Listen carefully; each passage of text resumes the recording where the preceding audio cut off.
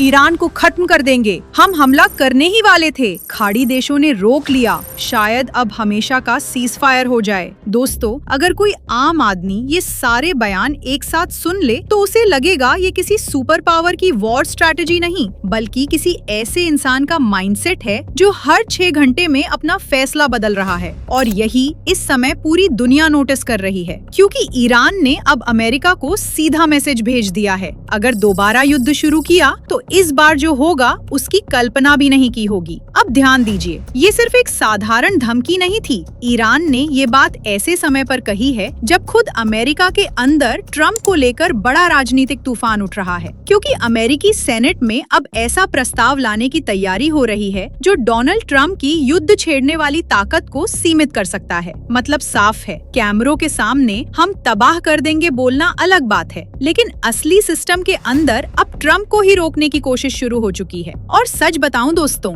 यही वो चीज है जो तेहरान को सबसे ज्यादा कॉन्फिडेंस दे रही है, क्योंकि ईरान इस समय सिर्फ अमेरिकी मिसाइलों को नहीं देख रहा, वो अमेरिका के अंदर की टूटती हुई यूनिटी भी देख रहा है। अब दूसरी तरफ अमेरिका के उपराष्ट्रपति JD वेंस क्या बोल रहे हैं? वो कह रहे हैं ईरान की लीडरशिप बटी हुई है, उन्हें खुद नहीं पता बातचीत किस मुद्दे पर करनी है। लेकिन यहाँ पूरा खेल उल्टा दिखाई देता है, क्योंकि ईरान तो लगातार अपने डिमांड साफ रख रहा है, जबकि अमेरिका का हर नया बयान पिछले बयान से लड़ता हुआ दिखाई देता है। पहले ट्रम्प युद्ध की बात करते हैं, फिर अचानक शांति की, फिर हमला, फिर सीज फायर, फिर देखते हैं क्या होता है। भाई, इस समय हालत ऐसी हो चुकी है कि वॉशिंगटन का press room cum, crypto market ज्यादा लगने लगा है। हर कुछ घंटों में नया उतार चढ़ाव। अब दोस्तों, ईरान सिर्फ बयानबाजी नहीं कर रहा, अब तेहरान खुलकर वो बातें बोल रहा है जो सीधे अमेरिका के दिमाग में डर बैठाने के लिए बोली जाती हैं। और इसकी सबसे बड़ी मिसाल है ईरान के विदेश मंत्री अब्बास अराकी का नया बयान। उन्होंने साफ शब्दों में कहा है, अगर दोबारा युद्ध हुआ तो इस बार ऐसे सरप्राइज मिलेंगे जो पहले कभी नहीं देखे गए। अब ध्यान दीजिए दोस्तों, ये सिर्फ गुस्से में दिया गया बयान नहीं था। अराकची ने सीधे अमेरिका की सबसे बड़ी सैन्य शान F-35 का नाम लेकर हमला बोला। उन्होंने कहा, हमारी ताकतवर सेना दुनिया के चर्चित F-35 लड़ाकू विमान को गिराने वाली पहली सेना साबित हुई है। और यहीं से असली साइकोलॉजिकल गेम शुरू होता है, क्योंकि अमेरिका अपने हथियार सिर्फ लड़ाई जीतने के लिए इस्तेमाल नहीं करता, वो उनका डर बेचता है, उनकी इमेज बेचता है। लेकिन अब ईरान दुनिया को ये दिखाने की कोशिश कर रहा है कि देखो, अमेरिका का सबसे एडवांस हथियार भी अजेय नहीं है। और फिर अराकची ने एक और लाइन कही जो वॉशिंगटन के लिए शायद सबसे ज्यादा परेशान करने वाली थी। उन्होंने कहा, जो सबक और जानकारी हमने इस युद्ध से हासिल किया है, उसके बाद अगर दोबारा लड़ाई हुई तो उसमें कई और चौंकाने वाले सरप्राइजेस देखने को मिलेंगे। मतलब साफ है, ईरान ये संकेत दे रहा है कि पिछली लड़ाई उनके लिए सिर्फ नुकसान नहीं थी, बल्कि एक लाइव ट्रेनिंग ग्राउंड थी। कहाँ अमेरिका कमजोर पड़ता है, कहाँ एयर डिफेंस एक्टिव होता है, कहाँ ड्रोन्स बच निकलते हैं, कहाँ मिसाइलें रोकी जाती हैं। तेहरान अब हर चीज का डेटा जमा करने का दावा कर रहा है। और दोस्तों, यहीं पर कहानी और दिलचस्प हो जाती है, क्योंकि अराकची ने सिर्फ बातें नहीं की, उन्होंने अमेरिकी रिपोर्ट का ही हवाला दे दिया। उन्होंने कहा कि अमेरिकी कांग्रेस खुद मान चुकी है कि अरबों डॉलर के विमान इस संघर्ष में प्रभावित हुए हैं। और जिस रिपोर्ट का वो जिक्र कर रहे थे, उसमें दावा किया गया कि फरवरी के आखिर में हमले शुरू होने के बाद करीब 42 एयरक्राफ्ट, जिनमें फाइटर जेट्स, हेलीकॉप्टर्स और ड्रोन शामिल हैं, या तो नष्ट हुए या भारी नुकसान झेल चुके हैं। अब सोचिए, अगर कोई दुश्मन आपकी ही रिपोर्ट उठाकर पूरी दुनिया के सामने आपको घेरना शुरू कर दे, तो मामला सिर्फ युद्ध का नहीं रहता, इमेज का भी बन जाता है। और यही वजह है कि अराकची का ये बयान सिर्फ ईरानी मीडिया तक सीमित नहीं रहा, इसे इंटरनेशनल कवरेज भी जबरदस्त मिला। अल जजीरा ने लिखा, Iran's FM Araghchi says Tehran gain military knowledge from previous hostilities and warn that a return to war will feature many more surprises after US president Trump gave Iran 2 to 3 days to reach a deal. मतलब दुनिया अब इस पूरे मामले को सिर्फ धमकी की तरह नहीं देख रही, बल्कि ये समझने की कोशिश कर रही है कि आखिर ईरान ने ऐसा क्या सीख लिया जिसके बाद वो पहले से ज्यादा कॉन्फिडेंट दिखाई दे रहा है। और इसी बीच अमेरिका के उपराष्ट्रपति JD वेंस कह रहे हैं कि बातचीत में काफी प्रोग्रेस हुई है, यानी बाहर से माहौल ऐसा बनाया जा रहा है जैसे डील बस होने ही वाली है, लेकिन जमीन पर दोनों तरफ की भाषा लगातार और आक्रामक होती जा रही है। अब जरा ईरान के अंदर का माहौल भी देखिए। प्रेस टीवी की रिपोर्ट के मुताबिक 3 drones were paraded through the crowd in the Irani city of Islamabad as part of nighttime gatherings held since the start of US-Israeli aggression against Iran। मतलब रात के जमावड़ों में ड्रोन लोगों के बीच ऐसे घुमाए जा रहे हैं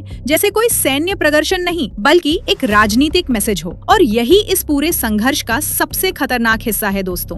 अब ये सिर्फ मिसाइलों की लड़ाई नहीं रह गई, अब ये नैरेटिव की लड़ाई बन चुकी है। कौन ज्यादा ताकतवर दिख रहा है, कौन ज्यादा डरा हुआ दिख रहा है, और सबसे बड़ी बात, कौन दुनिया को ये यकीन दिला पा रहा है कि अगला झटका उसी के पास छिपा हुआ है। दोस्तों, ईरान से ज्यादा इस समय अगर कोई चीज डोनाल्ड ट्रंप के लिए खतरा बनती जा रही है तो वो है अमेरिका का अपना सिस्टम। क्योंकि बाहर दुनिया को ताकत दिखाने वाले ट्रंप अब अंदर ही अंदर राजनीतिक दीवारों से टकराने लगे हैं। और इसकी सबसे बड़ी वजह क्या है? ये कि पूरी दुनिया देख चुकी है ईरान के साथ बातचीत चल रही थी, डील की बातें हो रही थी, लेकिन उसी बीच अमेरिका और इजराइल ने युद्ध का रास्ता चुन लिया। और उसके बाद जो हुआ उसकी गूंज सिर्फ मिडिल ईस्ट तक सीमित नहीं रही, पूरी दुनिया में तनाव फैल गया। अब इसी मुद्दे पर अमेरिकी संसद में ट्रंप के खिलाफ बड़ा मूव शुरू हो चुका है। और दोस्तों, ये कोई छोटा मोटा राजनीतिक ड्रामा नहीं है, ये सीधे ट्रंप की वॉर पावर को निशाना बनाने की कोशिश है। ध्यान दीजिए, अमेरिकी सेनेट ने लगातार 7 बार असफल रहने के बाद आखिरकार एक ऐसे प्रस्ताव को आगे बढ़ा दिया जो भविष्य में ट्रंप को ईरान के खिलाफ अपनी मर्जी से युद्ध बढ़ाने से रोक सकता है। मतलब सीधी भाषा में समझिए, अमेरिका का राष्ट्रपति सेना चला सकता है, मिसाइल दाग सकता है, सीमित सैन्य कार्रवाई कर सकता है, लेकिन अगर लंबा युद्ध करना हो तो वहाँ सिस्टम कहता है रुको, पहले कांग्रेस से पूछो। और अब कई अमेरिकी सांसदों को लग रहा है कि ट्रंप प्रशासन ईरान के मामले में अकेले फैसले ले रहा है। यानी मामला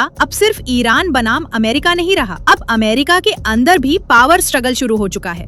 और यही वजह है कि ये प्रस्ताव लाया गया, ताकि अगर भविष्य में ईरान के खिलाफ बड़ा युद्ध छेड़ना हो तो ट्रंप अकेले फैसला ना ले सके, उन्हें पहले अमेरिकी संसद से अनुमति लेनी पड़े। अब सोचिए दोस्तों, जिस आदमी की पूरी इमेज मैं अकेला सब संभाल लूंगा वाली बनाई जाती है, उसी आदमी को अब अपने ही देश में परमिशन स्लिप लेने की नौबत आ सकती है। और यही ट्रंप के लिए असली झटका है। हालांकि अभी ये कानून नहीं बना है, अभी इसे और वोटों से गुजरना होगा और ट्रंप इसे रोकने की कोशिश भी कर सकते हैं। लेकिन कहानी यहाँ खत्म नहीं होती, क्योंकि दुनिया भर का मीडिया अब खुलकर इस मुद्दे को उठा रहा है। CNN ने लिखा, the senate advanced a major aimed at restricting President Donald Trump's war powers by requiring congressional approval for any future military action in Iran। मतलब साफ है, अब दुनिया भी ये देख रही है कि अमेरिका के अंदर ट्रंप की युद्ध वाली पॉलिसी को लेकर बेचैनी बढ़ रही है। और सच कहें दोस्तों, यही वो चीज है जो पूरी तस्वीर बदल देती है। क्योंकि बाहर से अमेरिका चाहे कितना भी मजबूत दिखाई दे, लेकिन जब उसी देश के सांसद अपने राष्ट्रपति पर सवाल उठाने लगे तो दुनिया तुरंत नोटिस करती है कि अंदर कुछ ठीक नहीं चल रहा। अब सबसे दिलचस्प हिस्सा देखिए, एक तरफ अमेरिका के अंदर ट्रंप पर सवाल उठ रहे हैं, लेकिन दूसरी तरफ उपराष्ट्रपति JD वेंस क्या कह रहे हैं? वो कह रहे हैं, Vance says Iran's negotiating position is still unclear. यानी उनके मुताबिक कंफ्यूजन ईरान के अंदर है। लेकिन अब यहाँ सवाल दुनिया पूछ रही है, आखिर ज्यादा उलझन कहाँ दिखाई दे रही है, तेहरान में या वॉशिंगटन में? क्योंकि ईरान तो लगातार अपनी शर्तें रख रहा है, अपनी बातें दोहरा रहा है, लेकिन अमेरिका का हाल क्या है? सुबह युद्ध, शाम बातचीत, रात सीज फायर, अगले दिन नया अल्टीमेटम। भाई, इतना तेजी से तो लोग IPL में टीम नहीं बदलते, जितनी तेजी से इस समय वॉशिंगटन अपना नैरेटिव बदल रहा है। और फिर JD वेंस ने आगे कहा कि ईरान की लीडरशिप अंदर से बटी हुई है। कई बार समझ ही नहीं आता कि बातचीत करने वाली टीम की असली पोजीशन क्या है। उन्होंने कहा कि शायद खराब तालमेल है या शायद जानबूझकर ऐसा किया जा रहा है, लेकिन इससे बातचीत उलझती जा रही है। अब दोस्तों, ये बयान सुनने के बाद दुनिया का एक बड़ा हिस्सा यही सोच रहा है, अगर बातचीत इतनी ही उलझी हुई है तो फिर अमेरिका बार बार डील करीब है वाला माहौल क्यों बना रहा है? यानी साफ दिखाई दे रहा है मिडिल ईस्ट की ये लड़ाई अब सिर्फ मिसाइलों की नहीं रही, ये अब भरोसे की लड़ाई बन चुकी है। कौन सच बोल रहा है, कौन दबाव में है, और सबसे बड़ी बात, किसके अंदर असली कंफ्यूजन चल रहा है। और इस पूरे खेल की हर बड़ी अपडेट, हर नया मोड़,